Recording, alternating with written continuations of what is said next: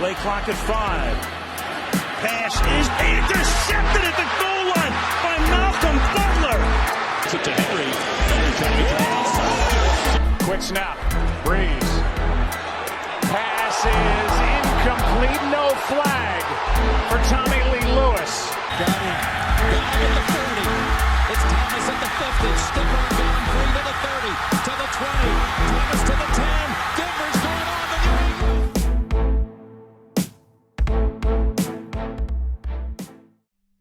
The biggest game of the season that isn't the Pro Bowl has come and gone, and we're through Super Bowl 56, one of the most seen programs of anything on TV. I think he got overall platforms 112 million.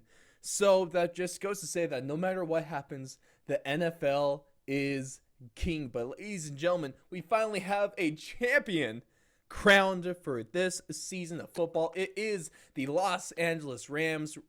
And, you know, there's a lot of great that happened there. There's a lot of downsides to what happened there. There's a lot to go into about this Super Bowl. So let's go ahead and get into that because, of course, I'm your host, Ross Allen, joined alongside by the AK Alex Kropp. And Alex, what did we eat for the Super Bowl? Well, a rule that I've lived by for most of my adult life is that if you're ever in a situation where you need a finger food and you're not in a Muslim or Egyptian setting, shout out I'm Baruch, pigs in a blanket will never go uneaten. Ever. Just ever in a situation. They're so easy to make. They're so good. They hit every single time. You'd have to really try to mess those up. And you can put a bunch of different dipping sauces on it. You can put whatever you want to do with it, but it's just going to consistently get eaten. And for me, finger food, the best indication of a good finger food is the plate empty by the end of the event? And 100% of the time, it will be. There's no such thing as leftovers with there. And let me also bring you another, because I'll put pigs in a blanket is on the S tier of Super Bowl food, of just party food in general, all right? Using the same main ingredient, that little smoky sausage, another S tier finger snack that always hits the spot is bacon wrapped bacon. Or, I don't know, a lot of people call it everything else, but it's a little smoky, wrapped in bacon, a little bit of brown sugar on top to caramelize it. No. Bacon wrapped bacon? Yeah. That sounds incredible. So you take a little smoky, right? And I don't know, whatever you guys call the main sausages. My family, we always call them little smokies. Yeah, they're little smokies. Yeah. And you take bacon, you wrap a strip of bacon around it, and then you put brown sugar on top of it and bake it. Wow. I'm surprised you haven't had that before. It's life-changing. I'm telling you, that's incredible. It's life-changing. You're changing the crescent roll for the bacon, and you're putting some brown sugar on it. If you take out the sugar, it's keto friendly. It's a health food. Hey, that's a win-win right there. That is a win-win. Oh, man. Hopefully you guys enjoyed your food. I know I had a big old plate of steak nachos, and sweet damn, they hit the spot. The secret ingredient to good nachos, well, of course, it's great steak, but also got to get that chili verde sauce on there. Absolutely. You got to layer it. You cannot have cheese, naked chips beans, on the bottom. You know, then chips and more cheese on top. Layers. Got to layer it. Dude, we're Gordon Ramsay. Come on, man. Come on the show, all right? We'll out snack food talk you, I guarantee it. But hopefully you guys had a bunch of good grub and enjoyed this game where it may not have been the greatest Super Bowl of all time, but in my opinion at least, way more exciting than what we got last year, because last year this game was at least close. It was competitive. Last year's, it was Patrick Mahomes running for his life 90% of the time. So we got Joe Burrow running for his life 90% of the time, but we'll get into that. But first things first, what we got on deck for you guys is, of course, a little bit of Super Bowl themed trivia. Richard Sherman goes in on Matt Stafford in the Hall of Fame process. The Rams are looking in good shape right now, but in the best shape. And did Joe Burrow do enough in his first Super Bowl appearance? Also, we're going to take a look at some of maybe the biggest name going to the offseason. And, man, there's a lot of great guys this game that finally got a ring, that really deserved it. We're going to list our favorite one there. Of course, we got Oh, I feel this might be, honestly, this is it probably at least top 5 Nene of the season. Is this guy? We'll get into that. But first things first, Alex, initial thoughts on the Super Bowl. How are we coming away feeling about this game? A couple things. I think at the end of it, at the end of the season, I don't think there's a huge argument against the best team didn't win. I think the Rams were the best team in the NFC, top to bottom, from a talent perspective, top-end talent, playoff performance. I mean, really, they played a really good 4-week stretch there in the playoffs that started with that just clobbering of the Arizona Cardinals that sent Arizona 5'10" quarterback Kyler Murray into an absolute headspin mentally. So Kyler Murray to the A's win?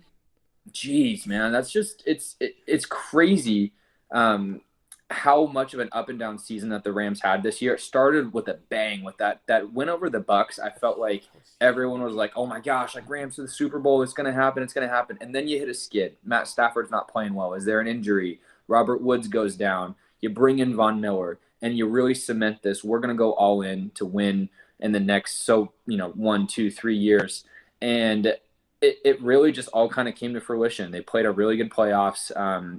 Was this a very, very easy draw for them? Yes. The Bengals would have been the worst team to ever win a Super Bowl. I don't think that's up for debate at all. They have a lot of problems on their team, the Bengals are. I mean, when we look at it, they're a 10-7 team. They were middle of their division the entire year. The Ravens were better than them at some points. The Browns were better than them at some points. The Steelers even had a fighting shot against that. And Joe Burrow and Jamar Chase and T. Higgins got extremely hot in the playoffs. They were able to kind of ride the backs of those performances in the playoffs. And now the Rams are sitting there with a gift in front of them, and they took advantage of it. OBJ going down in the first half was massive that they were able to overcome that.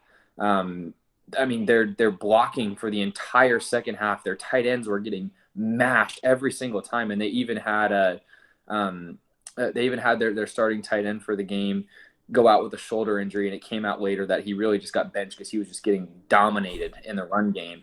Hey, you got to block, man. At least you as a United fan of George Kittle, you don't have to worry about that all too often. Yeah, but it's just and I think it kind of can parlay into one of your points here, but the Bengals front seven, they played extremely well, and it took a drive for the Rams. They were in a position, they were down the entire second half after that big missed PI call on T. Higgins, and then obviously Stafford comes back and throws the pick, but they kind of sleptwalked through the third and fourth quarter there, but they had to go on a drive. They had to go down and score a touchdown. They had to convert a 4th and 1 on their own side of the field, and they were able to do all those things. And their big time players showed up in the big time plays. And Stafford showed up, Cooper showed up, Von Miller had a bunch of sacks, and Aaron Donald made the play in the last play of the game. That's what happens. Hey, that's awesome, and you're 100% right about that. And you kind of noted on something that I was probably the most surprised this game was how well this front seven for the Bengals played. They dominated the line of scrimmage, even just not even the front seven necessarily, but just that defensive line. They dominated the run game. I don't think the Rams had more than 40 yards rushing in this one. They were getting to Matt Stafford. They were having to make Matt Stafford make great plays. All right, it's not like Matt Stafford had days or had a bunch of time to get these passes off. That did help show the greatness of how well Matt Stafford played in this game as well. Also, it does help that you have two amazing wide receivers, at least in the first half you did. Then you had the one who's just arguably had the greatest single season a wide receiver has ever had in the history of the NFL. And you can take off the arguably. I mean, it was the best receiving season in NFL history. It just was flat out ridiculous is what he did. And another thing is, I guess I wasn't too surprised about this, but I wasn't surprised that happened, but I was surprised about how bad it was. Apparently, or here we go, Alex. Allegedly, the greatest defensive back in the NFL was on the ground for half this game, I think. Jalen Ramsey did not have a great game. I think gave up 140 receiving yards. I guess you could throw in the argument that there was a little bit of a fishing issue with one of them. But did you see the last play of the game? if Aaron Donald didn't get to Joe Burrow, Jalen Ramsey was on the ground with Jamar Chase wide open. It would have been a touchdown to win the game. Stop. I'm sorry. I hate to do this, but that was photoshopped. Wait, That what? was that was Oh! you can see on the field, the NFL shield is flipped. Jamar Chase is at the top of the logo. I believe it's the top of the NFL logo, and when you see the picture, it's flipped. It's from the play in the first half when Jamar Chase It's from that.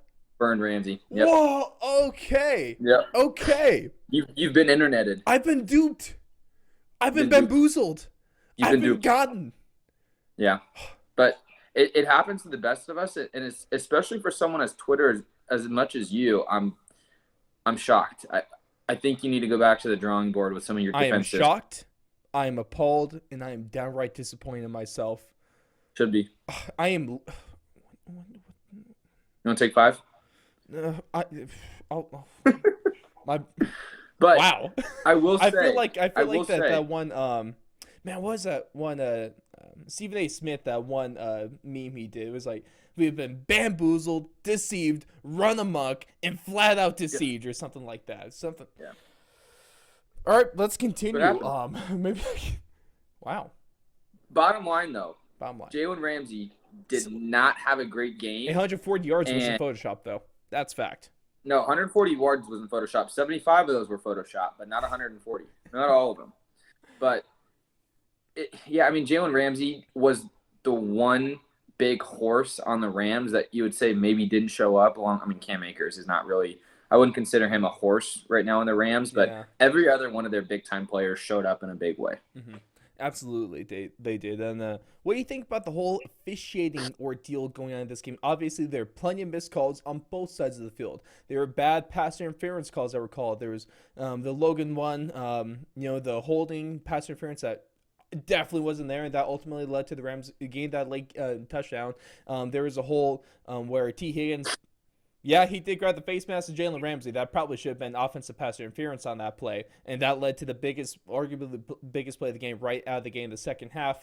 There was offsides by Aaron Donald. There was false starts by the Bengals and the Rams, and it was kind of a mess. And I hate that because the Rams won this game, and I don't think the penalties changed the outcome of this game. At the end of the day, I don't think they had an effect, but they put the conversation out there, and it was a well-played Super Bowl. It was a fairly entertaining game, and we're not looking at that now. We're not looking at the greatness of Matt Stafford, Cooper Kupp, or anyone else that played that game. We're looking at, the officials messed it up once again, and I think that's a shame to what the spectacle on Sunday was. The only part of that argument there I'm going to push back on is because I think you absolutely nailed it. It's not that the officiating was impactful on the final outcome, but it creates a conversation that takes you away from the game. But what I will say is this was not a well-played game. This was not two teams that were operating and firing on all cylinders. This was it honestly looked like a Week 13 Sunday afternoon game at 1:00. It just didn't have the feel of a Super Bowl. And was that because, both of these teams are not of the elite. This wasn't a Chiefs Bucks. This wasn't a Packers Bills or some big matchup like that. It was kind of the one under the radar team, and then the one team that doesn't really have a fan base that's outspoken. And I think the coverage of that leading up to the Super Bowl kind of was indicative of the fan bases that were behind these two teams. And it really was, it was a sloppy game. It was, in the second half, the Rams, I don't know how many times they went run for 1 yard, run for 1 yard, and overthrow on third down. Like these teams just, the play calling wasn't great. Yeah. There wasn't anything that was crisp to this game, and the officiating was nothing short of that. But was the highly anticipated halftime show great? Because I don't know if I was kind of an ass or, just super, pessimistic. I thought it was good, I thought for a halftime show, I thought it was a really good show. But for the hype put around it, I was kind of expecting a little bit more. I know, but the hype wasn't for you, Ross. The hype was for everyone else that was that was built on that music. Like I'm the me asshole. and you Then. are, I'm okay with that. you're an asshole. Yeah. I just mean, want a me little and bit. you are in a Well, very, I love Eminem. I just want a little bit more Eminem. You know. I know, but you had so little. Like Eminem wasn't the draw there. Kendrick wasn't the draw there. It was the Dre and the Snoop show. It was 50 and Cent doing reverse sit-ups. I mean, yeah, that was the funny part. But it's like the hype was for the people that grew up on this and have seen like over the last 5 to 10 years, like all their this rap art form, this rap has been taken over by every single person with the name Lil in front of them. Yeah, rap And sucks. they're like, okay, let's now bring back like what rap really was. And it's just like you've seen all the videos of all like the old 40, 50, 60-year-olds that are just bouncing and bumping to it. Like that's what that was about. I love Like Dr. they Dre, nailed though. the audience. I don't think we get enough Dr. Dre in life.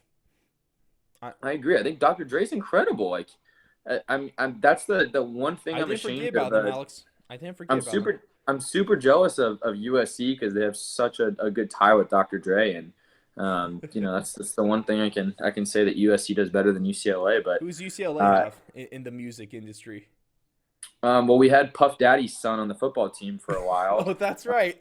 but he got kicked off the team actually while I was on staff on the team, and it was because his pops came into the strength training coach's office and came at him with a kettlebell. So that was all over the news. About that. Yeah, it was all over the news. But it was Sal Losi.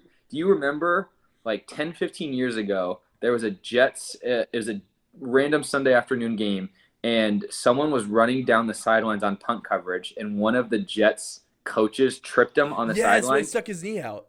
That was Sal Losi, and he was the head strength training coach at UCLA for like 4 or 5 years when I was there. He's a fucking really good strength training coach, but you don't want him on the sidelines. Wow. Yeah. Wow, UCLA has got it going on. Yeah, they do. Just not particularly in positives of their football program. We've been able to say that for a little bit now. Dude, we smashed USC. Relax. Okay. What Relax. was USC doing last year? Nothing. Okay.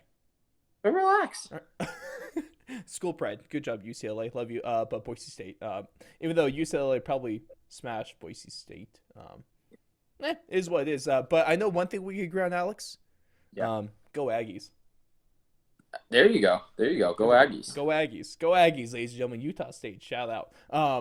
But let's get into the first thing here with the buy or sell segment. Of course, get out your wallets, get out your checkbooks, go up on PayPal, because we're going to determine if we want to buy or sell a few of the statements here. But first, part one of trivia. All right, and as something that will be answered later on in the show as we get closer to the end, the trivia question for today is, who was the last non-quarterback player to win Super Bowl MVP? Who was the last non-QB to win SB MVP? Go ahead, lock that one in your noggins, and we'll be answering it later on in this show. But Alex, let's get into buy or sell right here, because for those that don't know how this works, I got 3 statements I'm going to lay down here, and it's up to you guys and Alex whether you're going to buy it or if you're going to sell it. And statement number 1, Richard Sherman is right about Matt Stafford in the Hall of Fame criteria. Now, for those that haven't caught this, of course, Richard Sherman was going off on Matt Stafford on Tuesday, and he had a lot to say, especially because he does not believe Matt Stafford's a Hall of Famer. He believes the whole Hall of Fame process has been diluted. Essentially, his argument is that only the greatest of their era should be able to get in. Matt Stafford is not the greatest of his era, or not even one of the greatest of his eras. Alex, buying or selling? I'm buying his rationale. I'm selling his statement that he's not going to get into the Hall of Fame. So I think he makes a lot of really good points, and I think it is extremely frustrating for people, historians of the game, to look at now. It is just a completely different ballgame. And the problem that I see right now is that there's not a new established norm for what a Hall of Fame player or what a Hall of Fame quarterback is. It's a moving target. So when you have a moving target like that, and you have this predetermined set of quarterbacks, predetermined set of any position, and you have an idea of what their stats were, what their career accolades were, what were they as a player. Now we have something like that. It's a finite number, and we have every single person that's in the NFL now or is hopeful to get in the Hall of Fame. You have ways to compare them and contrast them. And right now, there's no adjustment between, oh, you played in the 2020s or you played in the 2010s. That's why your stats are X, Y, and Z. There's not that formula right now. And until we see a process that shows and indicates and dictates that we're going to look at different eras differently, it's not going to change. Like, Matt Stafford's going to be a Hall of Famer. And if he's not a Hall of Famer, that's when you'll kind of get that indication that things might be changing. But he's 100% right. It's the same argument you get with Matt Ryan. It's the same argument that you're going to get, with potentially guys like the Frank Gores of the world. Like Frank Gore, Maybe is Phillip he a Rivers. Hall of Fame? Huh? Maybe Phillip Rivers too. Yeah, Phillip Rivers, the same exact same examples. And so it's these. How do you weigh longevity versus elite top tier? And I personally think the Hall of Fame should be the elite top tier. But if you have a guy that's consistent in what he does and is playing at, top 5, top 10 level for an extended period of time like Matt Stafford's done, I think there's a lot to be said about that too. Honestly, I didn't really have too much of an issue of I honestly, he swayed me a lot. He made a great point where, yeah, the Hall of Fame, and, as time goes on, there's going to be more and more people get into the Hall of Fame, but also the Hall of Fame is like a sacred area in terms of which only the best of the best, the 1% of the 1% has ever made it into, and we should probably be doing our best to preserve that identity of this hall. And honestly, I thought his feeling of the whole just kind of the gut test of if someone's a Hall of Famer or not. If he was pointing out like Peyton Manning, Hall of Famer, Tom Brady, Hall of Famer, Aaron Rodgers, Hall of Famer, because we know for a fact that those guys are getting to the Hall, all right? But at the same time, like he's starting like the Matt Ryan, the Ben Roethlisberger, the Matt Stafford, there is a debate when it comes to those guys. There is a debate when it comes to guys like Phillip Rivers. Russell Wilson, exactly. Right now, as of right now, no, absolutely not the Hall of Famer. I have no problem saying. But he's got a Super Bowl, and he's got, like, he's gonna get a ton of career. He's the one thing that I think should separate is if you have a regular season MVP award. Regular season MVP is that indicator that yes, I was elite of elite during that year. Mm-hmm. So if you have an MVP, I think the guys like the Kurt Warners of the world, that's the difference. If you were elite for 2 to 3 years, and during your longevity and like during your career, when you had, if you have the 15-year career, if you have a 1 or 2 year period in there where you were number 1 or number 2 in your entire position, I think that's what gets it done. Mm-hmm. But if you have guys like the Phillip Rivers, there was never a year when he was top 1, top 2. No. Was there years that he was top 5, top 7? Yeah. But not top 1, not top 2. And I think that's a big indicator. And that's, there has to be at least one season, season, Alex, where you were the guy, right? Yeah. You had to be the guy. If they could look at Hall of Famers, like that's why I'm pissed that Zach Thomas still is in the Hall of Fame, because he was that guy for a little bit. Honestly, his stats are also better than Ray Lewis's, but we don't want to talk about that one apparently. Also, I'm kind of pissed, maybe a little bit biased in there, that DeMarcus Ware was not a first ballot Hall of Famer. Considering that he kind of changed the game when it came to pass rushing. His time in Dallas was fantastic, and then he dominated, won the Super Bowl in Denver. He was the guy, all right. And also, I remember, I think it was against Joe Staley too. We all remember the little fake spin move. Oh my god! Oh, that's one of my favorite clips of all time. Sorry, unfortunately, it happened to Joe Staley, because Joe Staley is one of the best tackles that the Niners have ever seen. I freaking love Joe Staley. He was an animal. But if you're able to do that, Joe Staley, obviously you're pretty good at your game. Yeah, for sure. But I think Sherman does make a great point. I think ultimately Matt Stafford makes into the Hall of Fame.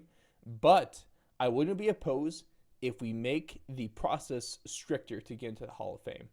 Because especially if we want to keep the longevity of the Hall and keep the standards of it up over the next 100 years in the NFL, you're probably going to keep things a little bit stricter, you know? Yeah. That's just the way it rolls. But statement number 2, the Rams are Super Bowl favorites for next season. Absolutely. I sell this so fast. There's 5 teams I could list right now that I think are in the same category as the Rams. So, like, there's no chance they're the Super Bowl favorites. I think you look at the Bills and the Chiefs, I think, are right now better than the Rams. Mm-hmm. You look at whoever gets Rodgers, whoever gets Brady, Mm-hmm. we'll get to that, and whoever potentially gets Russell Wilson, if those players go to good teams, I think they're in that same category as the Rams. So no, they're not the favorites, and I don't think if any sports book right now put them up as the favorites, I would be appalled.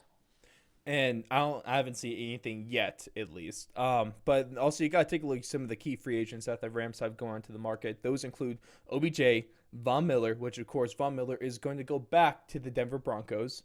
All right, that's my prediction right here. He did already say he's testing free agency, right? Exactly. Yeah, he's testing free agency. Obviously, The Broncos are going to be going hard after this guy. He's still elite pass rusher. So if they can make that where they got a second and third for him, and then they get him back the next offseason, George Patton. Miller gets a Super Bowl. Yeah, George Patton, hero. All right, but then also got guys like Sonny Michel, Dante Deacon, Joseph Nopal, Matt Gay, Troy Reader, Will Compton. They got a bunch of guys going onto the market. They're probably I think they're going to get a solid extension on Matt Stafford, so that's the good part. But you also got to talk about possible retirees. Aaron Donald is up there as a guy that might retire this offseason. Andrew Whitworth is a guy right there that might retire this offseason. He already did, I believe. Okay, sorry. He already did retire. I sorry, I didn't see it formally. I just knew it was heavily, like, I guess, indicated. It was either he's talking about retiring or he did already retire. But I think we can kiss Andrew Whitworth goodbye. Yeah, I love Andrew Whitworth, so happy. But we'll get into him a little bit later too. So the Rams obviously have a lot to go here. They're in great shape to win another Super Bowl, depending on who they retain. But are they the favorites? Probably give that, like you said, Chiefs or Bills. It's really hard to deny them, especially when you have arguably the greatest quarterback in the league right now. And then the other team has the greatest dual threat quarterback in the league right now in Josh Allen. I will stand by that statement. He is the best run passer in the league. All right. Sorry, Lamar Jackson. Throw a accurate ball more than 15 yards down the field, please. And then I might be able to crown you that. Statement number 3, though, Alex, is that Joe Burrow performed disappointingly in the Super Bowl by herself. 3 for 3 today. I'm going to sell this statement again. And I think, honestly, the main reasons for this sell is not Joe Burrow related in the normal sense. And if I am so convinced that after that hit where we saw 18 replays of him grimacing in pain, I'm convinced he tore something in his knee. Like, right? He changed. Well, here's the biggest thing. And if you're a shotgun quarterback and you run a quick style passing offense, you know this. If you're a right-handed quarterback, your left foot is always back when you're starting in shotgun because your left foot needs to do a bucket step, needs to kind of set yourself a big right foot step, and then you're kind of in your motion.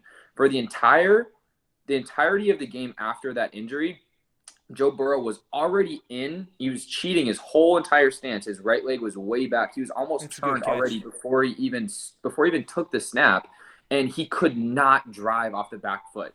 There was not one deep throw after that injury. Every single thing that came out was wobbly. You can see there's no follow through with his back leg. When you have a torn ACL or you have a torn ligament in your knee, you're able to run in straight lines, which is why he was able to jog.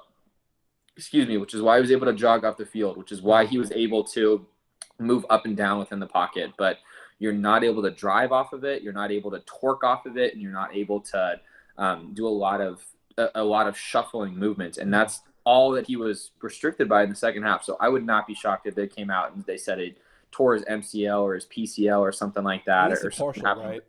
Yeah, there had to be something. Or a But sprain of something like that. yeah, He wasn't healthy. I think he wasn't healthy. He wasn't healthy. No, he wasn't healthy, but it's like the narrative around him already is that he's such a warrior for getting through his line troubles, and he's such a warrior for the way he went out there, and he took the Super Bowl loss well. So I don't think that is it disappointing that he lost. Yeah, I don't think Joe Burrow as a whole disappointed though the Super Bowl and this whole playoffs, because he's going to come out of this better than almost any other Super Bowl loser in recent history. He had great flashes in this game.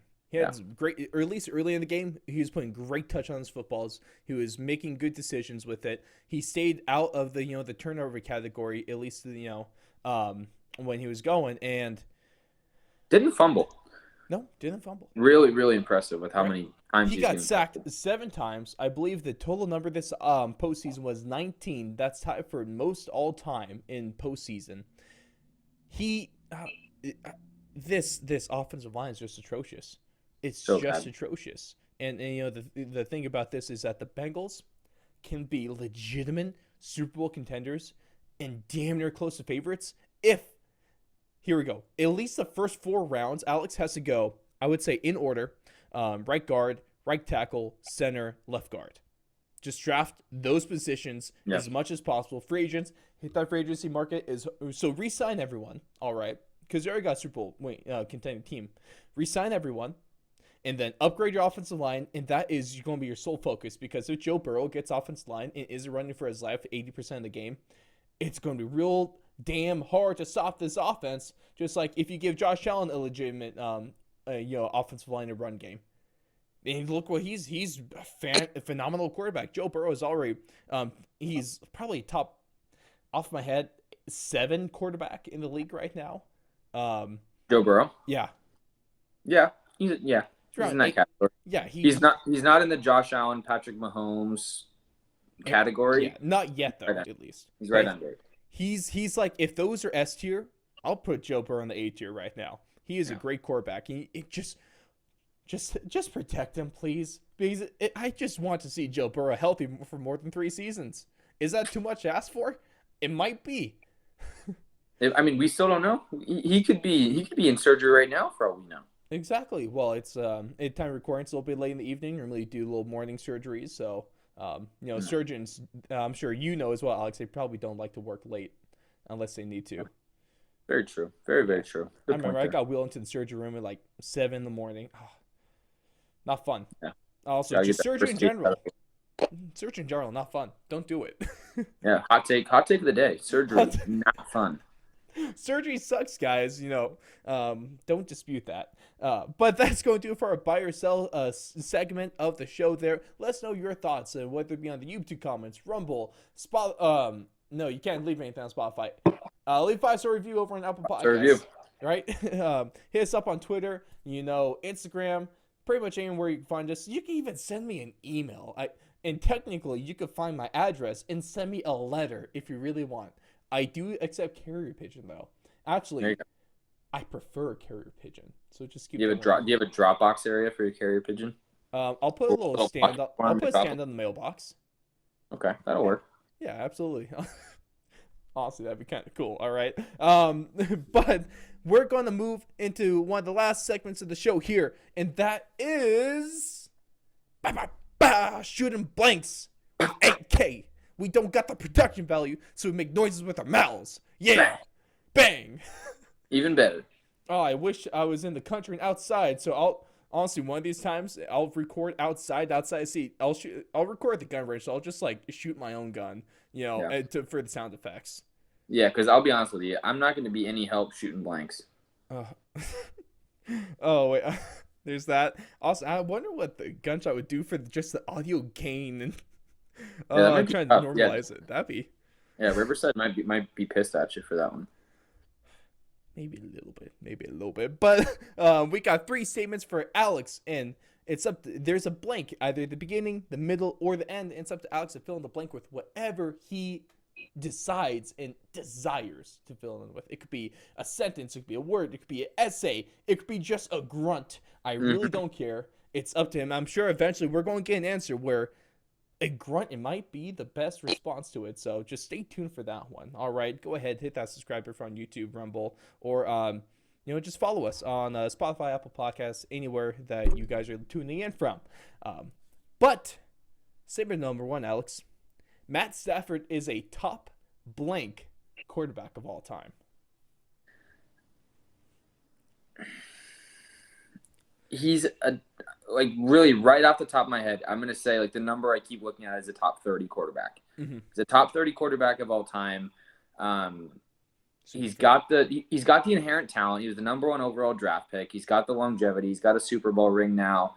He played really, really well against the Cardinals. He played really well against the Bucs until they took the reins from him. Pretty much the whole postseason, even the Super Bowl. Yeah, he had those 2 interceptions, but one was a deep ball that was a glorified punt. All right. Yeah. Then the other one was a ball that his receiver should have caught. I'll push back. Maybe not should have caught, but it was a bad throw. It was a bad throw, but I mean, especially too. I heard this Trent Dilfer was saying this, and it was a very, very sharp point. But especially when you have a guy that's coming across the middle, and right as he turns, if you put that ball anywhere below his knees or below his waist, his first reaction is going to be to stick his hand down. Mm-hmm. That's his first reaction, is always to stick your hand down. He had a couple of interceptions the whole postseason, really. Yeah. So nothing crazy. Yeah. Nothing crazy. But he played really well, and he deserved to be the Super Bowl winning quarterback this year. Yep. And he's got the arm talent. He's got the smarts. He's clearly a really smart player. And he's got the career accolades now. So I think he's a top 30 quarterback overall. He was a perennial top 10 guy for, I would say, every single one of the years he's been around and healthy. So, he's a very above average quarterback. Not elite, above average. Very, very above average. Absolutely. I think if you want to push it, top 25 at most. I'm not sure if he cracks into the top 20 though, because there's a lot of there's 20 really good quarterbacks throughout NFL history. And his numbers do not correlate with where he's got out in the leaderboards, but that's obvious. We've already gotten into that. Exactly. But statement number 2 is that the person I'm glad won a ring the most, or I guess I could do English better. The person I'm most glad won a ring this season is blank. Andrew Whitworth. Oh, we're on the same boat. Let's go. Yes. No way. Let's go. Oh, I love Andrew Whitworth, dude. Here's the reason why. Andrew Whitworth is everything that Joe Thomas wanted to be. Those two guys, the left tackles that were in Cleveland and Cincinnati respectively for 10, 15 years, so freaking elite at what they did, and they had to consistently go against the TJ Watts of the world, not the TJ Watts of the world, but the Terrell Suggs of the world, T-Sizzle, that's what I was thinking of. T-Sizzle, Ray Lewis, you had all of those, the Myles Garretts, just a ton of really good pass rushers in the AFC North for their entire tenure that they were there. And now Andrew Whitworth was able to go to the super team. He wasn't there just to Super Bowl chase. He was there for 3-4 years. And he was playing well for 3-4 years. He's really good. The oldest man in the league right now. All right. At least in time of the Super Bowl, he's the oldest man in the league. He's been playing in the league for over 20 years and at a very competitive level. He was one of the best run blocking tackles in the league this year. Andrew Whitworth is beyond underrated, dude. Beyond underrated. And also, he doesn't get hurt a ton either. Also, Walter Payton Man of the Year. So, just a fantastic dude in general. Great bald head, And the one thing I don't like about him, Alex, if I'm gonna be honest, is that at least when all the times I played and you see most offensive linemen, no sleeves. He does the sleeves. So I guess dude, when he's in his 40s, he deserves the sleeves, right? He's earned the right to sleeves. I mean, you got to think he's got kids grabbing on his arms all the time. Protect him in some situations, Give him some relief. Hey, dude, but round of applause for Andrew Whitworth. To see him win it, I was like, dude, yes. And also I love Aaron Donald getting the Super Bowl. Sean McVay becoming the youngest coach ever to win the Super Bowl. Von Miller Les Snead not becoming the laughingstock of the league for trading every draft pick in the entire universe. Oh, he got so lucky it paid off. Yeah. Honestly, Von Miller was a culmination of the Super Bowl. And it's honestly it's crazy to think about because Von Miller, like, I don't know. But before this 2 to 3 year period, I didn't think he had game changing performance left in him. Now what do you think about him? He's incredible, dude. Yes. He's still got like 2 sacks. He was essentially a beefed up version of Leonard Floyd for the entire year. Mm-hmm. And he's still got the quickness, still got the first step, still got the hand fighting. And has the strength. Just his one-arm bull rush is incredible. And the thing is that he doesn't need to do a ton to be impactful, but he's so freaking elite that when he is impactful, it's game-changing impact. I think Von Miller just has one of his most game-changing abilities is just he knows where to be on the field. He knows where to be in the pass rush. He knows what spot to be in to bounce the ball carrier outside to his help. He knows where to be just to bounce it inside. Or he knows how to control a quarterback in the pocket. Normally, it's the quarterback trying to control the pocket. Von Miller's controlling the quarterback. That is remarkable. And now he's tied for most sacks in the Super Bowl all time with 4.5. Jeez. Now he's going to go to the Broncos once they get Aaron Rodgers again, and he's going to break the record for most sacks in the Super Bowl. That's exactly what's going to happen.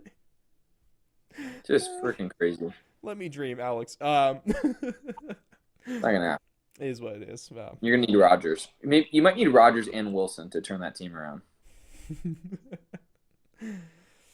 We'll see. It's going to be an exciting offseason, that's for sure. So you better stick around all the way through until the end because there's plenty of goodness coming up. And speaking about the offseason, Alex, oh, don't you just love a good segue? Statement number 3, blank is going to be the biggest name on the move this offseason. I think his middle name is Edward, but I'm not totally positive. But I'm going to say very confidently Thomas Edward Brady. Yes. Because Thomas Edward Brady, please don't kill me if that's not his middle name, but off the top of the head, he's going to be a 49er next year. Ooh. They're going to the Super Bowl, and they are going to win it this year because Jimmy G is gone, and the real man crush Tom Brady is going to be in the reins. Ooh. Also, you were close, Alex. It's Tom Edwards Patrick Brady Jr. It's Edwards? There's an S on it? It's Edwards. Give me an effing break, Tom Brady. Jesus. Sorry, no, it's just Edward. That's on me. Okay, there you go. Yeah, Patrick. Thomas Edward Brady. F off, Ross. Patrick. Dude, Patrick is very important, all right? I disagree. Okay, whatever. Who cares? Who cares? I love that. Tom Brady to the Niners, trying to make what was a possibility of what could have happened before he went to the Bucs. Now you're going to turn that into reality. Yeah, it's going to happen. Mark it here. And Alex, I love that you said that because, 3 weeks ago, I think it was when Tom Brady retired, all right? I was saying. I see it, Tommy. I see it. Speak up by yourself, man. I sold the hell out of that. I am not trusting Tom Brady, a man that competitive, to stay retired like this, all right? Unless Giselle literally chains him to the house so he can't go to the football field, Tom Brady is not done with football. Whether he comes back next year or the year after, he is not done with football. It's a guarantee. But that's going to do it for Shooting Blanks. Of course, you can let us know in all the ways I've mentioned before. Let us know. Sound off in the comments below just to see. I would love to hear your opinion on some of these because also, really, who do you think deserves a ring the most? Because there's a lot of names you could put up there. A lot of the great stories from the Super Bowl. That's one of the best things. Like in terms of just feeling good about people winning this game. It's hard to really think of a Super Bowl that topped this one. Yeah. But that brings us into part 2 of trivia. Of course, that was what player was the last, or who was the last non-quarterback to win Super Bowl MVP? Alex, your answer. Is it Malcolm Butler? It is not Malcolm Butler. I'll give you one more. I'll give you one more for the road. I mean, it had to have been more recent then. Julian Edelman, damn it. Yes, it was Julian Edelman. Can you name the Super Bowl he did it in? Yeah, against the Rams. But can you name the Super Bowl he did it in? 54. No, 53. 53. The Niners were 54. Damn it. Oh, man. Julian Edelman. Yes, it was Julian Edelman because he got that miracle catch, and also literally nothing else happened that game. I was trying to think, like, what's the most boring Super Bowl we've had recently? And I was like, oh, of course, the one where no one scored. Yeah, that's the one. That's the one right there. Literally the worst Super Bowl I've ever seen. Arguably one of the worst football games I've ever seen. But there we go. Julian Edelman won it Super Bowl 53 as a wide receiver. And so if you guys got that one on right, hats off to you. If you were like Alex and we're almost there but not quite, you'll get it next time, all right? Just tune in next week is what all I have to say. And if you didn't get it right, you'll have another chance next week, so stick around, right? Stick around. But we're going to cap things off here, ladies and gentlemen, with none other than the Nene of the Week. I've been waiting for this one. Oh, man. This was a bad weekend, and this man might never be on social media ever again because the Big Apple, Eli Apple, got roasted by everyone nonstop. What happened? Did he do something before? What happened? I know, like, going into this, there's a lot of people that, like, hated on him, but I don't understand the hate personally. I don't. I'll be honest with you. You thought he was Alvin Kamara over the last week by the way that he's Ray Rice over the last seriously, dude. People were coming at his throat Falcons for no Mike reason. Vick. I mean, for a reason. Like, he got toasted in the Super Bowl, but, like, dude, like, that was, like, some personal ish on, like, multiple people's levels. That was incredible. Like the guys from the Chiefs, I think it was like Tyreek Hill and stuff sounding off. Mecole Hardman went at him. Yes. At him. Oh. Even just random sports journalists and just random people on Twitter were roasting him. I mean, you hope that all came from, like, a lot of shit talking during the playoffs, but I don't know, man. It did seem pretty personal. It didn't swarm. It seemed like it didn't look like they were just talking smack, Alex. It looked like they were going for the kill. They were trying to put him in a casket. It was like they had a put him in a body bag for caskets, yeah. Are we going to throw it back to that meme? I think it's like from 2020 or was it 2020 with the African dudes with the coffin dancing? Oh my god. Dude, that had some legs for a while. That might have stretched 2 years. It was really good. Like it helps when you got some dudes vibing, when you got a catchy beat behind it. Yeah. A lot of use. I thought that was you can put a lot of different stuff to it, but that was S tier if you have those ingredients, you might have a good video. That was an S tier meme right there. All right. But Eli Apple, you sir, get the award for Nene of the Week this weekend. You're going to be in the runnings for Nene of the Year once we do our end of the year awards show and season recap. So, Eli. Luckily for you, Eli Apple, there's no award. Dude, but also, he has a really strong competition from this season. Especially out of Las Vegas. Oh, yeah. Why did all the bad... Dude, whose idea was it to put a football team in Vegas? Nothing good has come from this. Yeah, and it's like... It took getting to Vegas for John Gruden to become a bad guy. Oh, right. Hold on. It took him to go to Vegas to get discovered that he's a bad guy. Yes, right? Yes. But, I mean, him, Alvin Kamara, literally hours after the Pro Bowl, you had... Damon Arnett. Oh, yep. Damon Arnett and the Rugger. Ooh, dude. Tough year to be Vegas in football. Dude, but whose idea? And Rick Bisaccia got fired. Yes. And he took him to the playoffs. Right. At least could that be the biggest crime in Vegas this year, professional football wise? McDaniels. Ridiculous. And now he's a special teams coach. Sucks. Oh, poor guy. At least he's on a better team now with hope. I guess, but still, you're not going to see that perfectly maintained goatee very often on the It sidelines. was a great goatee, man. That might have been the best thing from Vegas. It was goated. Okay.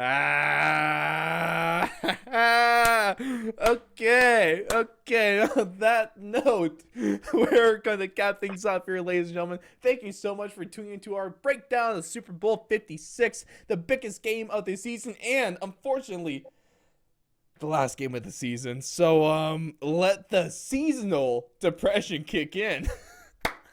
It's cyclical. Happens every year around this time. Oh, the puns are flowing today, Alex. It's a great day to be a listener of the show, right, guys? Thank you so much for tuning in. Each and every one of your support throughout this entire season, the biggest and baddest and best season that this show has ever seen, has just about come to an end. We're going to be rolling to the offseason soon. We're going to be getting plenty of content coming this offseason when it comes to divisional breakdowns, biggest disappointments, what teams have to strive for this offseason. We're going to be tracking everything free agent, all the movements. The draft is going to be here before you know it, I'm sure, as it always does every year. So just stay tuned. And also, we're going to get a little bit of a fresher format, a little bit newer stuff going on as we progress into the offseason to keep great content coming for your amazing ears. But got to give a huge thank you to our Patreon supporters. Of course, you can be a supporter for just $1 a month over at patreon.com/4thalong. Shout out to Ray Rodriguez for all your card collecting needs. Going over to Instagram, follow at the Big Bat Box, and catch him every other Friday.